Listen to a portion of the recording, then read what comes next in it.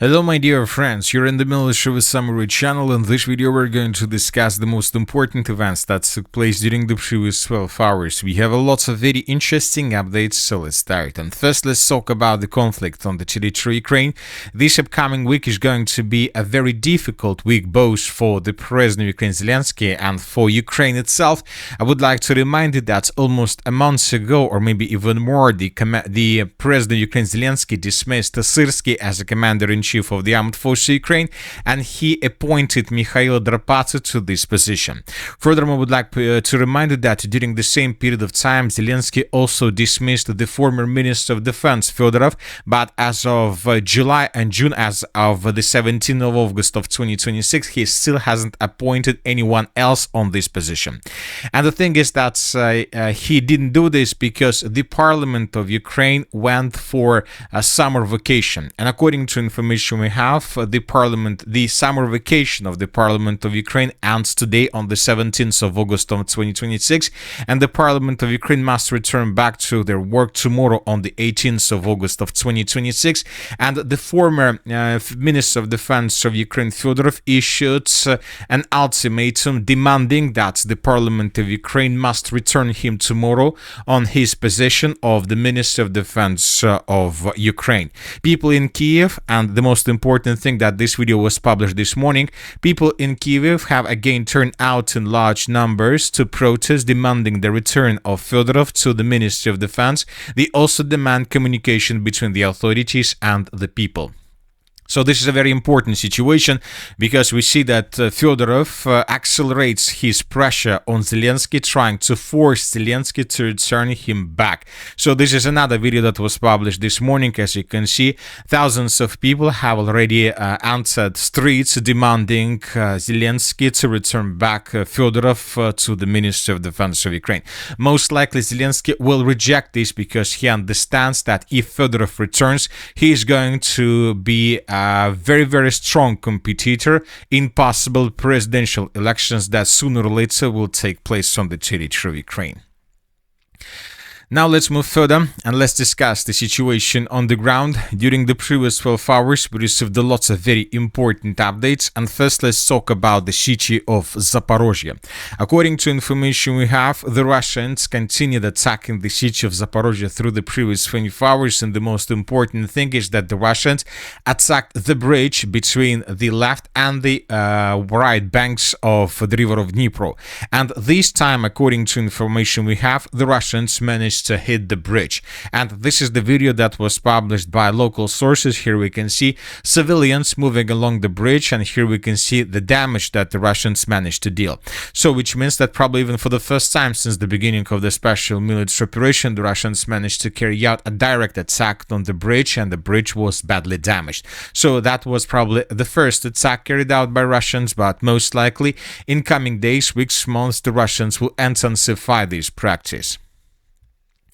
Now let's move further and let's discuss the situation along the line of combat contact. During the previous 12 hours, we received lots of very important updates and significant changes on the ground, so let's discuss them in details.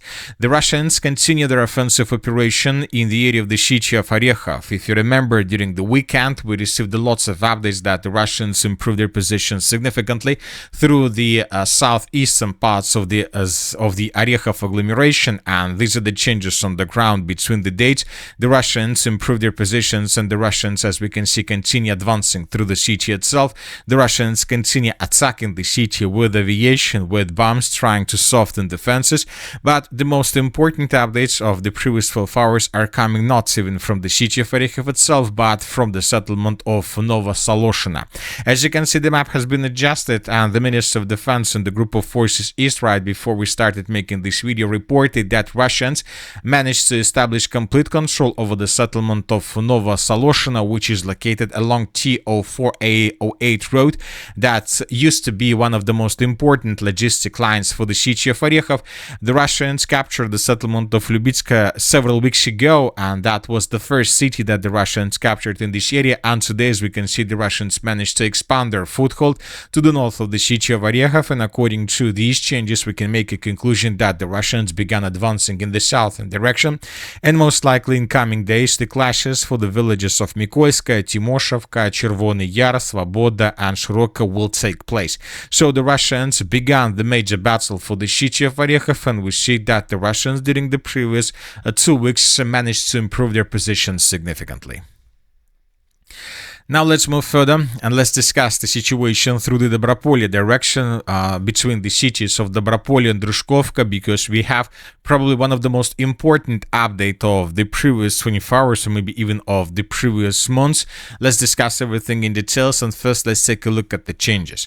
So these are the changes on the ground between the dates. This is the end of the 16th of August and this is already the beginning of the 17th of August of 2026, and according to different sources, the Russians improved their position significantly both on the territory of the city of Dobropolye. Additional territories were took by Russians under complete control through the citadel of the city of Dobropolye. And in this video we can see how the Russians were first softening defense of the armed forces of Ukraine before they began another assault operation.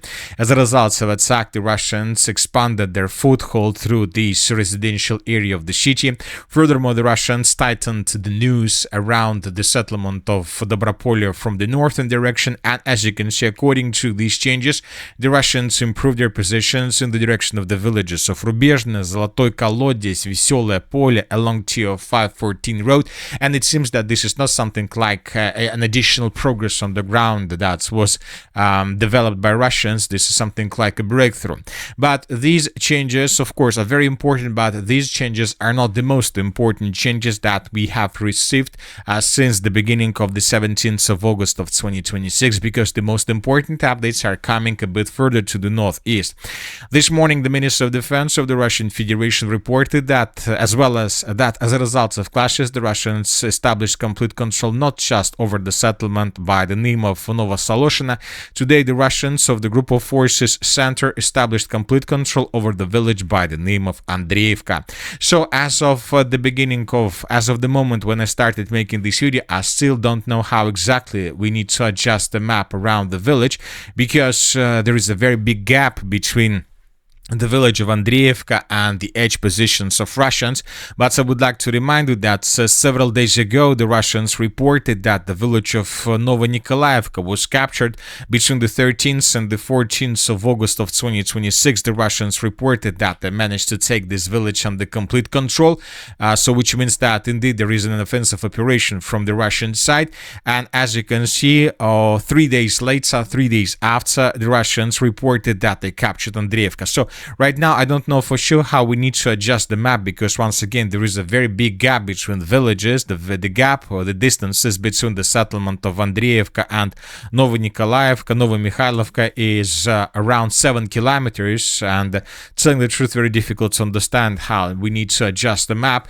The one thing is clear, that according to different sources, indeed there is an offensive operation from the Russian side, but very difficult to say. Anyway, we don't know how to adjust, but we will somehow adjust the territory. Maybe we will receive additional clarifications during the upcoming days. But one thing is clear, that if the information about the settlement of Andriivka is correct, then the Russians managed to take or to cut physically TO514 road, this one, and furthermore the Russians managed to establish strong control over the settlement right behind the settlement of Kramatorsk. And from these positions, the distance to the 0543 road is less than 13 kilometers, and this road is the most important road when talking about logistics of the entire Kramatorsk agglomeration. And of course, from now on, using the foothold around the settlement of Andriivka, the Russians can launch drones further in the northern direction, and this is already something like the beginning of a creation of the operational encirclement, not just of the city of Druzhkovka, but of the entire Druzhkovka-Slaviansk agglomeration. This is a breakthrough. Obviously, this is not just a breakthrough, this is a collapse of the Ukraine's defense through this territory. Most likely in coming days, the Minister of Defense of the Russian Federation or affiliated pro-Russian sources will publish additional updates about the situation in this area, and most likely we will understand how we need to adjust the map. But one thing is clear, from now on the situation is not just very difficult for the armed forces of Ukraine. From now on the situation for the armed forces of Ukraine through the Druzhkovka-Slaviansk agglomeration has become critical. Now let's move further. Let's talk about Alexeyevka Druzhkovka. During the previous 12 hours, additional changes were also recorded through the southern parts of the settlement. This information was provided by neutral mappers. The Russians continue advancing. Now let's talk about the northern directions. During the previous 12 hours, additional changes were also recorded through the northeastern Kharkiv pocket, and these are the changes on the ground. This is the end of the 16th of August, and this is the beginning of the 17th of August of 2026. The Russians improved their positions through the village of Kupina, and this video was published by pro-Ukrainian sources, where we can see how Ukrainians were attacking different buildings and positions of the armed forces of the Russian Federation through the settlement. So which means that most likely in coming 2-3 days, the group of forces north, as well as the Minister of Defense of the Russian Federation, will confirm Russian control over the territory. So we see that the Ukrainians have less and less control over the most northeastern parts of the Kharkiv region. Obviously that within 2, 3 or 4 weeks the battle for this territory would be finished, and the Ukrainians would be forced to fall back further in the southern direction towards the villages of Prikolotna and Veliki Burluk, and this is going to be the next defense layer of the armed forces of Ukraine. And telling the truth, I believe that right now the Russians are regrouping between the settlements of Shesterevka, Losovka and Semenovka. Most likely in coming days we might see the beginning of another offensive operation from the Russian side along the rivers of Seversky Donets in the southern direction, with the purpose to outflank the settlement of Veliki Burluk from the west. During the previous 12 hours, both the Russians and the Ukrainians, during the night more precisely, attacked each other using drones and missiles. But I would like to remind you that during the previous 3 days, the Ukrainians used around 3,000 of drones to attack the territory of Russia. So that is why right now the Ukrainians don't have lots of drones. The Ukrainians during those attacks managed to destroy another warehouse on the territory of Russia, the biggest warehouse, and we see the number of warehouses through the territory of Russia. As you can see, lots of warehouses were badly damaged or destroyed since the beginning of this logistics war.